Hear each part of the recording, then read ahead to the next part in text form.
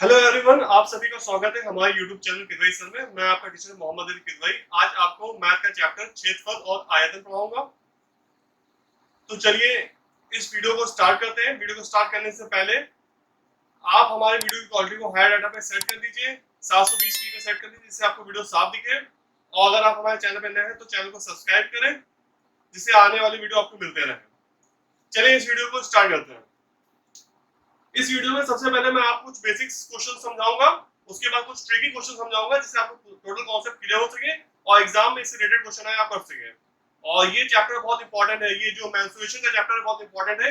ये इसके क्वेश्चन हर साल हर टीटी एग्जाम में पूछे जाते हैं, तो इसको ध्यान से देखिए और इसको समझते जाइए साथ ही साथ। चलिए इस वीडियो को हम स्टार्ट करते हैं। तो इसमें पहला क्वेश्चन बताया गया है कि एक कमरे की लंबाई 10 मीटर और चौड़ाई 5 मीटर है तथा ऊंचाई 3.5 मीटर है, तो उसकी चारों दीवारों का क्षेत्रफल निकालें। तो हमें कमरे की लंबाई, चौड़ाई और ऊंचाई दे रखी है और हमें चारों दीवारों का क्षेत्रफल निकालने कहा गया है। तो अब देखिएगा ये एक तरह का ये घनाभ बनेगा, ठीक है, क्योंकि इसमें लंबाई, चौड़ाई और ऊंचाई तीनों चीज दे रखी है, तो ये घनाभ बनेगा। तो अब हमने ये घनाभ बना दिया। अब हमको क्या चाहिए? हमको ये एक दीवार जो फ्रंट की है उसको चाहिए, और एक ये पीछे साइड की दीवार है इसका हमको क्षेत्रफल चाहिए। एक ये दीवार इसका चाहिए और एक दीवार ये इसका चाहिए। ये चारों साइड से, आगे का एक साइड है, एक पीछे का साइड है, और एक ये वाला साइड है आपका राइट वाला, एक लेफ्ट वाला है। तो ये चार दीवारें, इनका हमें क्षेत्रफल निकालना है। तो हमको मालूम है ये एक तरह का घनाभ बन गया है। और घनाभ का जो फॉर्मूला होता है कि घनाभ का क्षेत्रफल का जो फॉर्मूला होता है वो होता है 2 इंटू लंबाई प्लस चौड़ाई और इंटू होता है ऊंचाई होता है, ठीक है। तो अब यहाँ पे हम लिख लेंगे, हमें सारी चीजें दे रखी थी। तो कमरे की चारों दीवारों का जो क्षेत्रफल होगा तो 2 गुणे लंबाई प्लस चौड़ाई इंटू ऊंचाई होगा। तो यहाँ पे हम जो है सारी वैल्यू पुट कर देंगे। हमारी लंबाई 10 मीटर थी, चौड़ाई 5 मीटर थी और ऊंचाई जो थी वो 3.5 मीटर थी। तो हमने यहाँ पे सारी वैल्यू पुट कर दिया, जो हमारा आंसर आया वो 105 वर्ग मीटर आया। ये जो होगी चारों दीवारों की क्षेत्रफल होगा। एक वाली दीवार होगी राइट वाली, एक लेफ्ट वाली, एक फ्रंट वाली और एक आपकी बैक साइड वाली होगी। इसको नोट कर लिए। अब ये वाला सवाल देखिएगा। इसमें कहा गया है कि एक आयताकार कमरे की लंबाई 15 मीटर तथा चौड़ाई 8 मीटर है, तो उसका क्षेत्रफल एवं विकर्ण निकालें। तो अब इसमें क्या बताया गया था कि एक आयताकार कमरा है, तो हम जो है आयत, रेक्टेंगल जो होगा उसको हमको दिया गया है कि कमरा जो होगा रेक्टेंगल के शेप में है, ठीक है, आयत के शेप में है। तो अब हम जो है लिख लेंगे हमारा जो उसकी जो लंबाई है वो 15 मीटर है और उसकी चौड़ाई जो है 8 मीटर है। तो अब यहाँ पे जो फॉर्मूला होता है हमारा कमरे का क्षेत्रफल का होगा लंबाई गुणे चौड़ाई हो जाएगा। तो 15 गुणे हम 8 कर देंगे तो हमारा क्षेत्रफल निकल आएगा 120 वर्ग मीटर का। और कमरे का विकर्ण जो निकालना होगा उसका फॉर्मूला होता है अंडर रूट लंबाई का स्क्वायर प्लस चौड़ाई का स्क्वायर। तो यहाँ पे हम सारी वैल्यू पुट कर देंगे, तो यहाँ से हमारा जो कमरे का विकर्ण जो आएगा वो 17 मीटर आएगा। तो जिस शेप में कहा जाता है उसका हम पहले फिगर बना लेंगे और उसके हिसाब से हम क्वेश्चन को सॉल्व कर लेंगे। अब ये वाला सवाल देखेंगे। इसमें कहा गया है एक आयताकार खेत की परिमिति 40 मीटर है तथा चौड़ाई 8 मीटर है, उसका क्षेत्रफल निकालें। तो सबसे पहले हम फिगर बना लेंगे। आयताकार है यानी कि रेक्टेंगल है हमारा, तो हमने फॉर्म बना लिया, एक डायग्राम बना लिया रेक्टेंगल का, आयत का एक डायग्राम बना लिया। तो इसमें हमको क्या दे रखा है? हमको दे रखा है उसकी जो चौड़ाई 8 मीटर है और परिमाप दे रखा है, परिमिति दे रखा है। तो परिमिति क्या होता है? आपका ये जो लंबाई है और ये जो चौड़ाई है इसका जो है टोटल होता है, सम होता है। यानी कि दो जो आप लंबाई प्लस चौड़ाई का जोड़ के और 2 से गुणे कर दे तो आपका परिमिति आता है। यानी कि टोटल जो ये होगा आपका लंबाई चौड़ाई टोटल जो होगी वो आपकी परिमिति होती है। तो खेत की परिमिति दे रखी 40 मीटर है और खेत की चौड़ाई दे रखी 8 मीटर है। तो हमको मालूम है आयत जो का फॉर्मूला होता है उसमें जो हम खेत की हम लंबाई निकालेंगे तो ये वाला फॉर्मूला निकालेंगे। आयत की लंबाई का वाला फॉर्मूले से की परिमिति बटे 2 हो जाता है, माइनस चौड़ाई हो जाता है।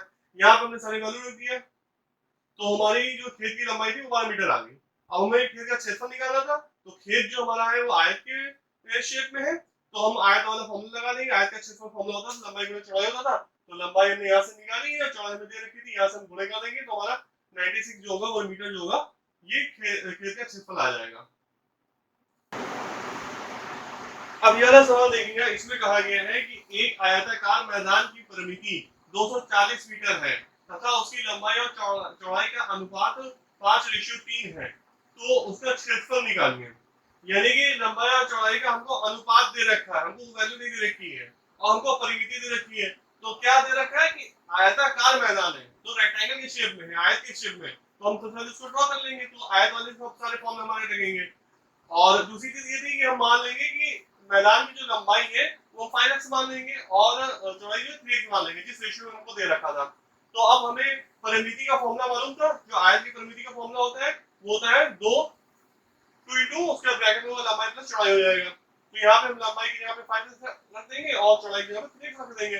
इसको पूरा हम सॉल्व कर लेंगे तो हमारा 16x आएगा यहाँ से। तो अब हमें क्वेश्चन में दे रखा था कि जो आयताकार मैदान की परिमिति जो थी वो 240 मीटर थी, तो अब इन दोनों वैल्यू को बराबर कर देंगे। 16x जो हमने निकाला है परिमिति और जो क्वेश्चन दे रखा था 240, दोनों को बराबर कर देंगे। यहाँ से हम x की वैल्यू निकाल देंगे, x की वैल्यू हमारी आएगी 15। अब हमारी लंबाई 5x थी, तो हम यहाँ पे वैल्यू पुट कर देंगे इसकी, तो ये हमारी आ जाएगी 35 मीटर आ जाएगी लंबाई। और चौड़ाई जो आएगी हमारी वो 3x थी हमने माना था, तो यहाँ पे x की वैल्यू देंगे 15, तो यहाँ पे हमारी जो चौड़ाई की वैल्यू आएगी वो 45 मीटर आ जाएगी।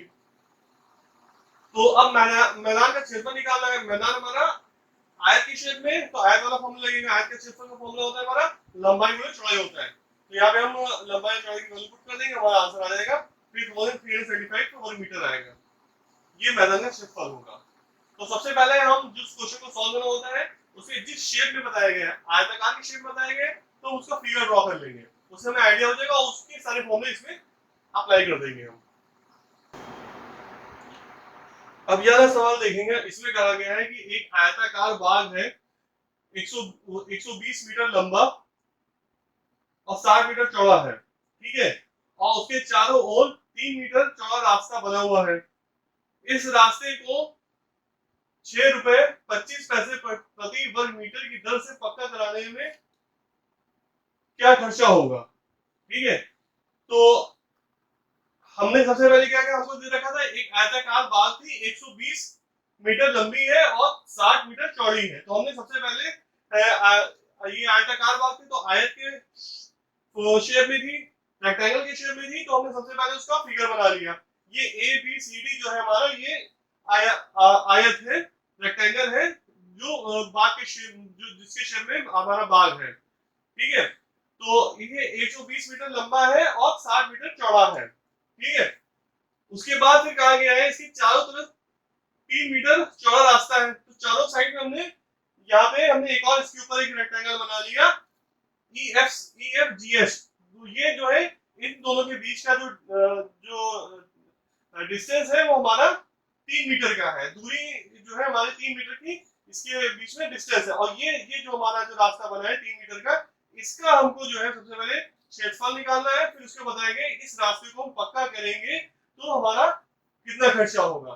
तो जैसे ये हमारा जो क्वेश्चन है, जो शेडेड वाला क्वेश्चन हम ये दे रहे हैं, इसका हमको जो है सबसे पहले हमको एरिया निकालना है और उसके बाद जब हमारा एरिया आ जाए तो उसको पक्का कराने में कितना खर्चा होगा, ये क्वेश्चन में दे रखा है। तो आयताकार है तो इसमें आयत वाला फॉर्मूला लगेगा, हमारा रेक्टेंगल का फॉर्मूला लगेगा। तो आयताकार बाग का जो क्षेत्रफल होगा वो लंबाई गुणे चौड़ाई हो जाएगा। लंबाई 120 मीटर दे रखी थी और चौड़ाई 60 मीटर दे रखी थी, तो यहाँ से हमने आयताकार बाग का क्षेत्रफल निकाल लिया। अब रास्ता सहित लंबाई कितनी होगी, यानी कि यहाँ से लेके यहाँ तक का डिस्टेंस कितना होगा, हमारी जो लंबाई का होगा, तो वो हम निकालेंगे। तो 120 मीटर, तो यहाँ से यहाँ तक का था, तो अब 3 मीटर रास्ता इधर है, 3 मीटर रास्ता इधर है, तो दोनों जोड़ देंगे, तो ये कितना आ जाएगा, ये आ जाएगा 126 मीटर आ जाएगा हमारा ये, ठीक है।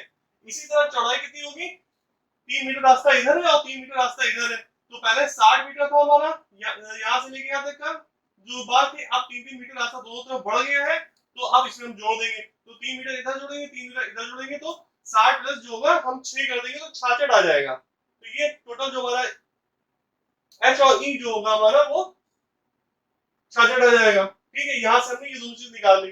अब रास्ता सहित जो बाग का क्षेत्रफल होगा, तो जो बड़ा वाला हमारा जो ये रेक्टेंगल बना है इसका हमें क्षेत्रफल निकालना है, तो 126 इंटू 66 कर देंगे तो यहाँ से निकल आएगा।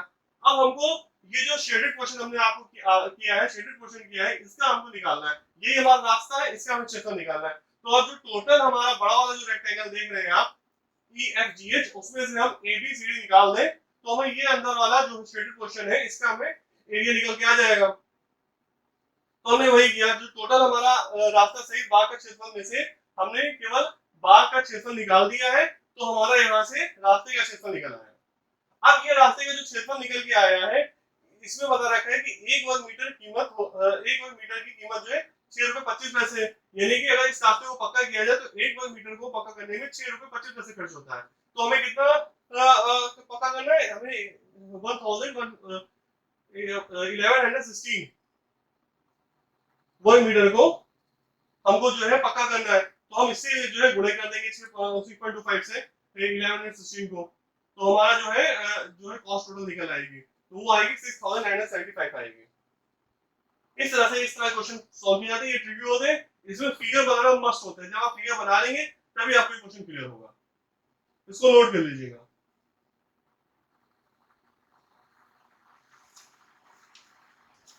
Thank you for watching this video. आप हमारे चैनल को सब्सक्राइब करें जिससे आपको आने वाले वीडियो मिलते रहे।